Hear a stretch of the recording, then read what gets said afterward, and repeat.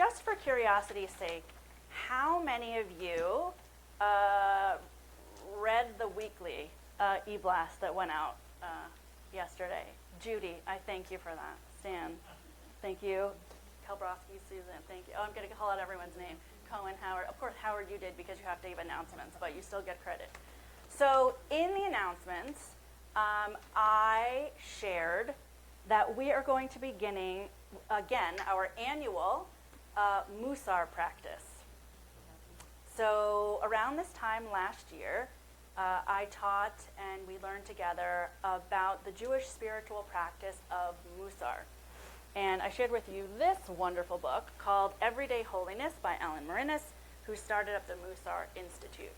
And last year, we tripled up the 18 values, spiritual values that are in this particular curriculum. And this year, we got a head start.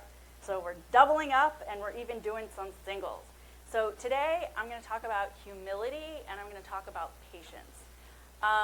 Humility is a tough nut. So I'm going to start with a personal story to give some context.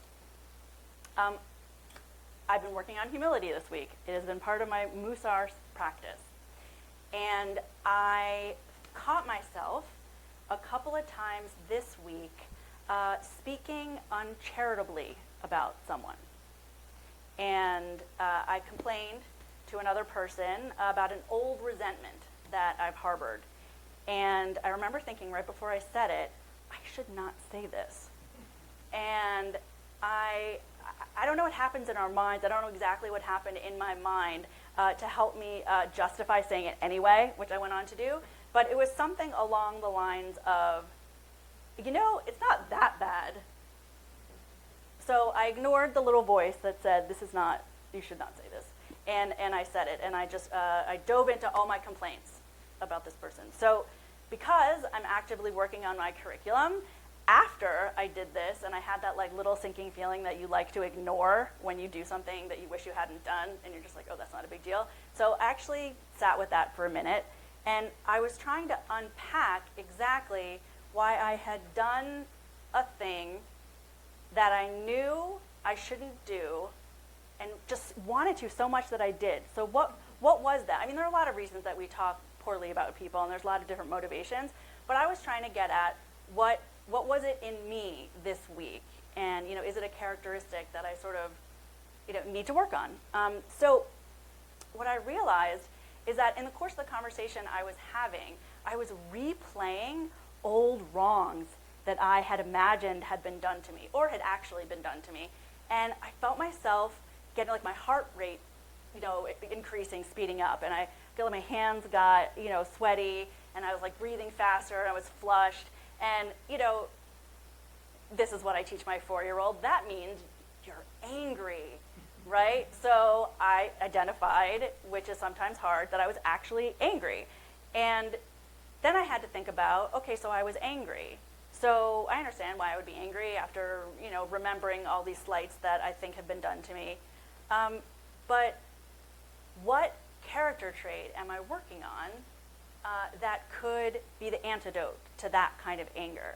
And I realized I got angry because I felt small, right? I was replaying all of those things that had been done to me, or things I perceived had been done to me, and I was thinking I was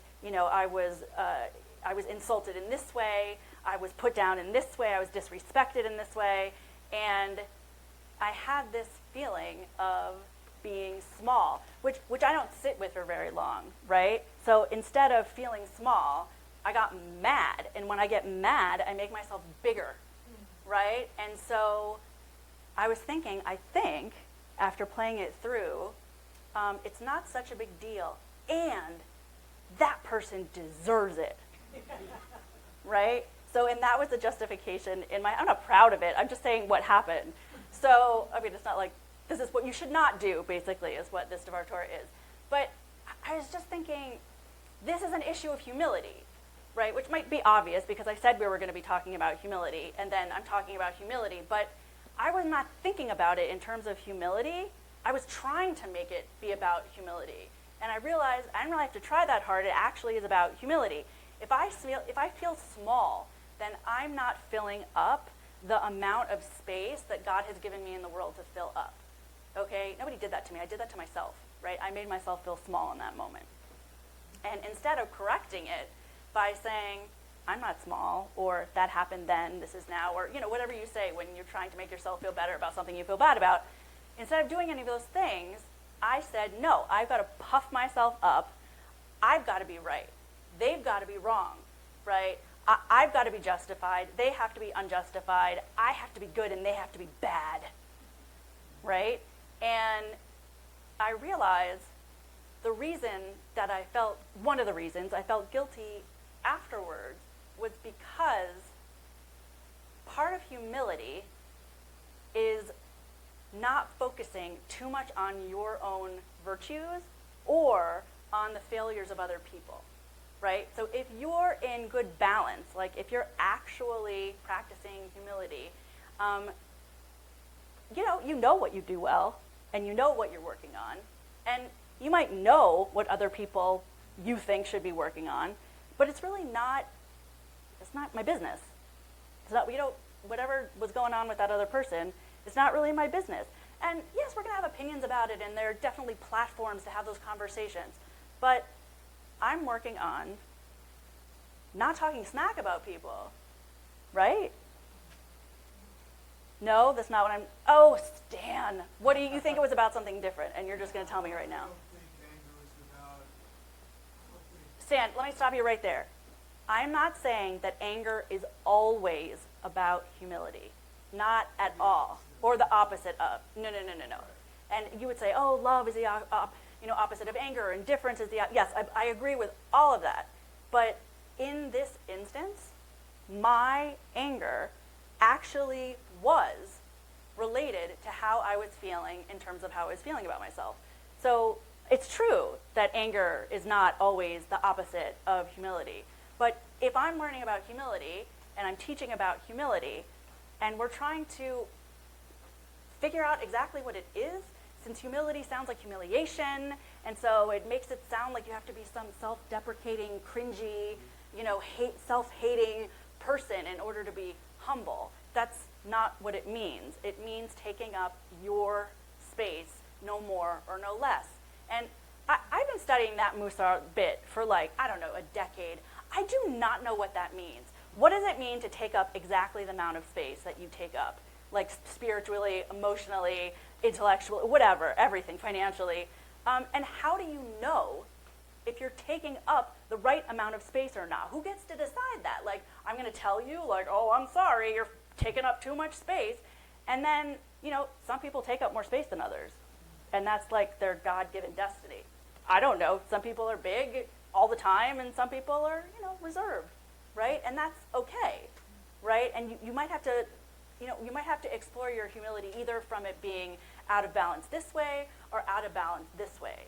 But what I want us to think about as we're going through the Musar practice that we're going to go through over the next 13 weeks, and then it's Slichot, just saying, and the high holidays, is that sometimes the only way that we know what our spiritual curriculum is by that feeling of disappointment or embarrassment or uncomfortableness when you say to yourself, I thought I was the kind of person who valued respectful speech, and here I am disrespecting another person with my speech. So what do I have to do? What do I have to work on myself in order to make sure that I am more in balance and I am practicing humility in a more positive and sustaining way?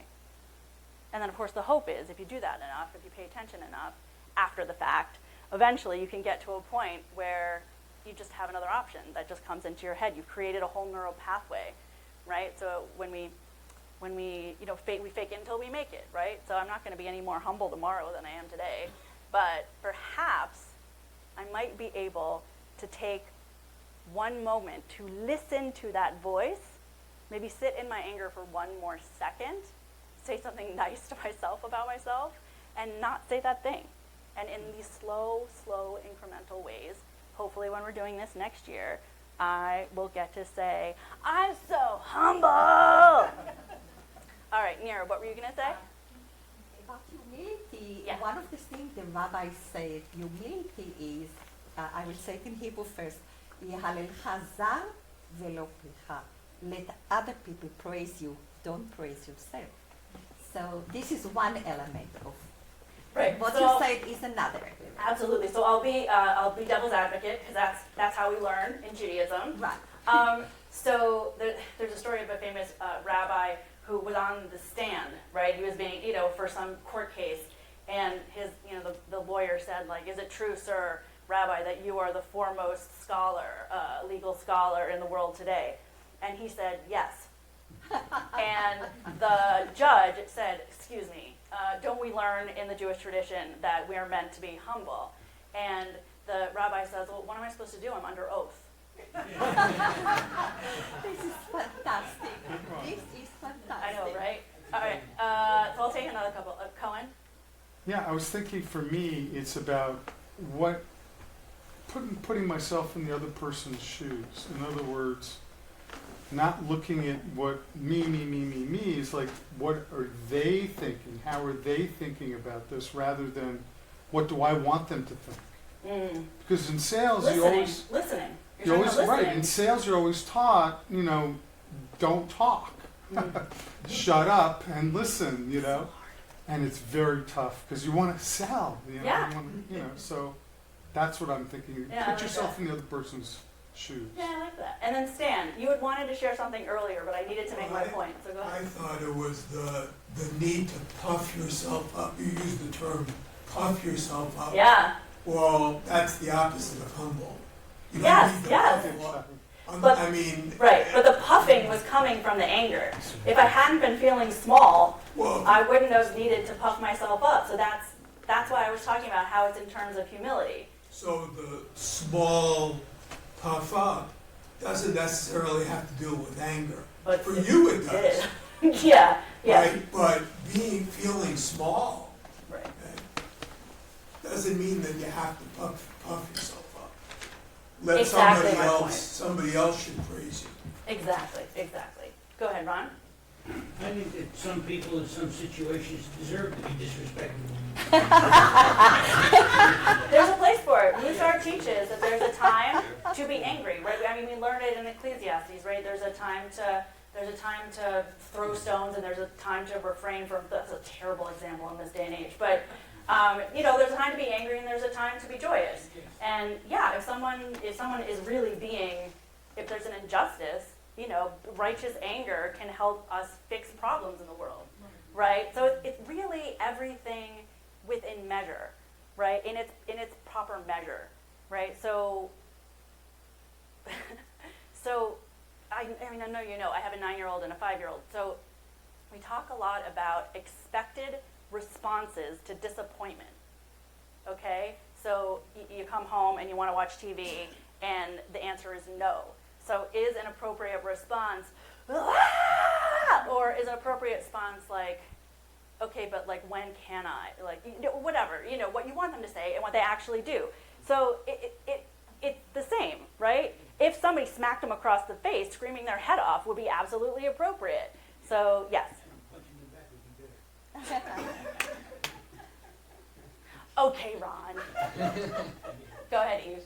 I was just wondering, this Musar cycle, is that the parallel to the reading of the Pirkei Avot during the summer?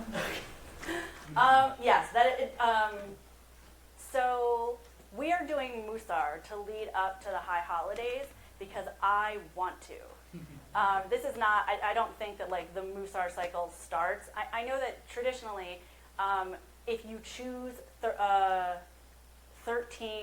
I'm going to get the math wrong. If you choose 13 midot values, and if you can go through them 4 times in 1 year. Somebody do the math and check me, but like 52 weeks, right? So if we start now and we go through and we do 13, and I've picked 13 that I need to work on, that don't necessarily exactly align with the 18 that I'm going to be sharing until we get to high holidays, but I think it's a perfect time to start Because if we're doing a cheshbon hanefesh, right, we're doing an accounting of our soul, there are rules for how we account for our finances, right? And there are actually guidelines in Judaism for how you account for your soul. If you want to actually grow through the high holidays, we need to do some work before we get there so that we have what to pray about. So yes, there's also a tradition of reading Pirkei Avot, the ethics of our ancestors, in the weeks moving into the high holidays, and that's good too. There's also about kind of values that It is, yes, it is. Pirkei Avot is awesome. If not now, If not, yeah, yeah. I was remembering, like, the Vilna Gaon said the reason we're alive is to improve our midot. Yeah, our midot, our values, or to align your values on the inside with what you do on the outside. So I just want to read one more quote. Okay, I'm going to leave you with a story. Okay, so there's a rabbi, Simcha Bunim of Pszczyszka, Poland. And he has this story that he would tell students that they needed to walk around with two different pieces of paper in their pocket, right? One said, I am but dust and ashes. And the other said, the world is created for me. And being a human being in this world is successfully managing those two counterintuitive ideas. They're both true. I am but dust and ashes, and the world was created just for me. And they're both as true can be. But if we stay in just one, it doesn't work. And if we stay in the other, it doesn't work. So let's all be humble. Daniel, go ahead. Well, just that example of the Torah scholar, is one thing that I feel is sort of phony is when people have false humility, when they're actually self-aware, and they're like, oh, no, I'm not like that, which is really lying. It's not being accurate. So if there happens to be a big strength, I don't feel it's not being humble to say it, but the way to bridge it, the gap, Right. have both what you're saying, the both, Yeah. is that Torah scholar thing. He could have said, yes, I'm the greatest Torah scholar because, and I'm thankful that God gave me a great brain, my Right. parents let me study, and I had great teachers. It wouldn't So have been you a could funny a joke though. That's true. You don't have to be falsely humble, but you can recognize that there was more to it, right? Yes. So I'm trying to connect to our friends online because we're just about to say our Misha Berach, our prayer for healing. Because I like it so much about the smart rabbi. You literally want me to tell the joke again? Yes. Okay, get me after the oneg because everyone else is gonna light up their pitchfork and we're gonna be on a stake. What am I talking about? Okay, let us focus on the service and the important parts of the service. Okay, so let's turn to page 37. Have you noticed that none of my Divrei Torah ever end? I just sort of just start talking about something else. All right, we'll work on that. All right, so let's